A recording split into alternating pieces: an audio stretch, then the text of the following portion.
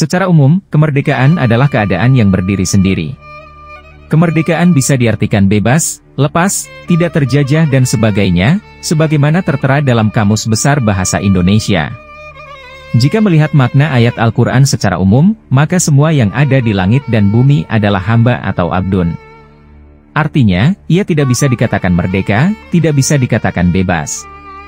Allah berfirman dalam Al-Quran Surat Maryam ayat 93. Artinya, tidak ada seorang pun di langit dan di bumi, melainkan akan datang kepada Allah yang Maha Pengasih sebagai seorang hamba.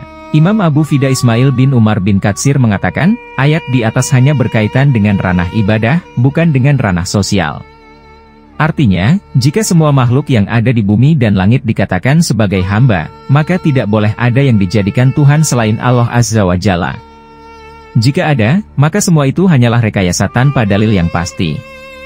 Allah telah mengutus para nabi dan rasul sejak awal sampai nabi paling akhir, untuk menjelaskan bahwa yang harus dijadikan Tuhan hanyalah Allah semata. Namun, ada sebagian dari mereka yang mengingkari dan menolak ajakan risalah yang disampaikan para nabi dan rasul. Syekh Muhammad bin Jarir Abu Ja'far Tobari mengatakan bahwa surat Maryam ayat 93 tidak menjelaskan sisi sosial, ia lebih pada penjelasan keadaan manusia kelak di hari kiamat.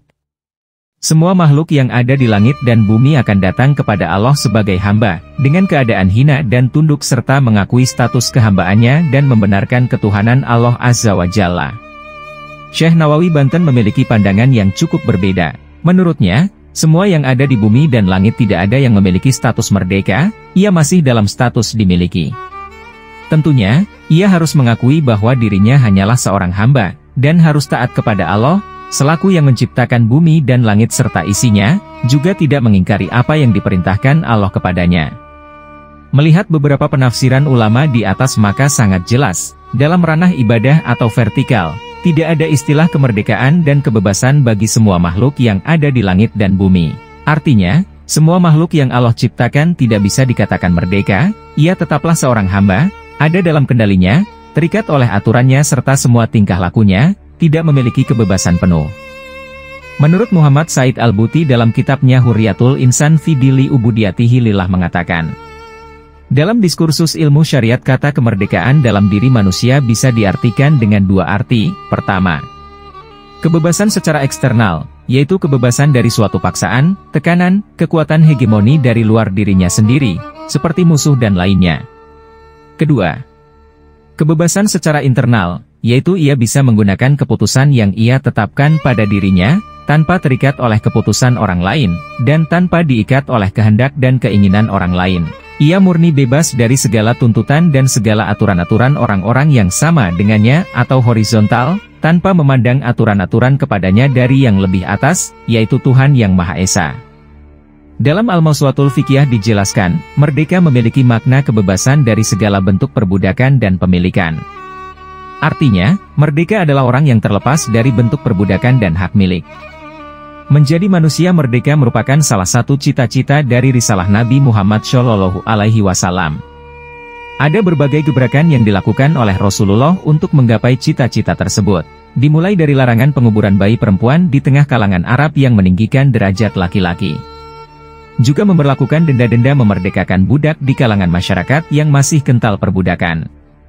Usaha-usaha itu tak ayal untuk mencapai posisi kesetaraan hak asasi manusia hingga tidak ada satu insan pun yang berada di bawah kuasa manusia lain. Namun, menjadi merdeka secara fisik saja belum cukup bagi seorang muslim yang ingin mencapai derajat insan kamil.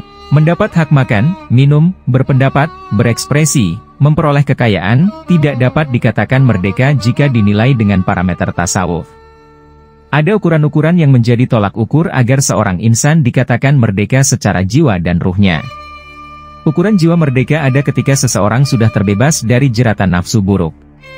Sebab jiwa yang masih lebih menuhankan nafsunya daripada Allah Azza wa Jalla pasti tidak bisa menggapai kemerdekaan dalam jiwanya. Dalam diskursus ilmu tasawuf, kata merdeka dengan segala kebebasannya, dan hamba dengan segala keterbatasannya, memiliki makna yang lebih sederhana, namun lebih sulit untuk diaplikasikan dalam kehidupan nyata. Dikatakan dalam sebuah syair Syekh Zakaria Al-Ansori. Artinya, hamba sahaya menjadi merdeka apabila dia merasa cukup, dan orang merdeka menjadi budak apabila ia tidak merasa puas. Maka merasa cukuplah, jangan pernah berambisi, karena tidak ada suatu apapun yang lebih memalukan selain ketamakan. Dari syair di atas dapat dirumuskan, bahwa dalam tinjauan ilmu tasawuf kebebasan dan kemerdekaan bukan tentang orang masih terikat undang-undang atau masih memiliki tanggungan oleh aturan orang lain, atau bisa juga ia masih menjadi hak milik orang lain. Kemerdekaan hanyalah bagi mereka yang merasa cukup dengan apa yang ada pada dirinya, serta tidak pernah memiliki perasaan dan ambisi untuk memiliki apa yang menjadi hak miliki orang lain. Kemerdekaan dalam pandangan kaum Sufi memiliki makna tersendiri. Makna kemerdekaan menurut mereka tergantung kepada tingkatan spiritualitas yang dilalui seorang hamba. Para penulis teori-teori tasawuf ketika menjelaskan kebebasan dalam karya-karya mereka selalu dimulai dengan konsep hamba al-abid berikut dengan semua atribut kehambaan al-ubudiyah. Dalam penjelasan ini, yang tersisa dalam substansi dan identitas kesufian tidak lain hanyalah kehambaan atau dalam bahasa kaum Sufi al-ubudiyah. Namun persoalan jadi lain ketika seorang hamba dalam perjalanan ruhaninya telah sampai kepada tingkat al-fana. Sampai di sini, pembahasan kaum Sufi menjadi lain, tidak lagi soal kehambaan atau al-ubudiyah tapi soal kebebasan atau al-huriyah. Hakikat kebebasan, kata Imam Kusyairi dalam Ar-Risalah, terletak kepada kesempurnaan kebebasan atau fi kamal al-huriyah. Secara lebih jauh lagi, menurut Imam Kusyairi menjelaskan jika telah melewati tingkatan-tingkatan kehambaan makomat al-ubudiyah secara keseluruhan, seorang hamba akan terbebas dari beban kehambaan. Karena dalam pandangan kaum Sufi, setiap makna suatu kata itu selalu terbagi dua, makna untuk kalangan orang banyak atau kalangan awam dan makna untuk kalangan khusus. Kebebasan untuk kalangan awam ialah kebebasan dari perbudakan nafsu dan syahwat. Kebebasan seperti ini hanya diperuntukkan bagi para salik pemula yang belum bisa dibedakan dari kalangan awam pada umumnya. Sedangkan kebebasan untuk kalangan khusus ialah kebebasan dari belenggu kehendak dan keinginan karena kehendak mereka sudah melebur atau fana dalam kehendak yang maha benar.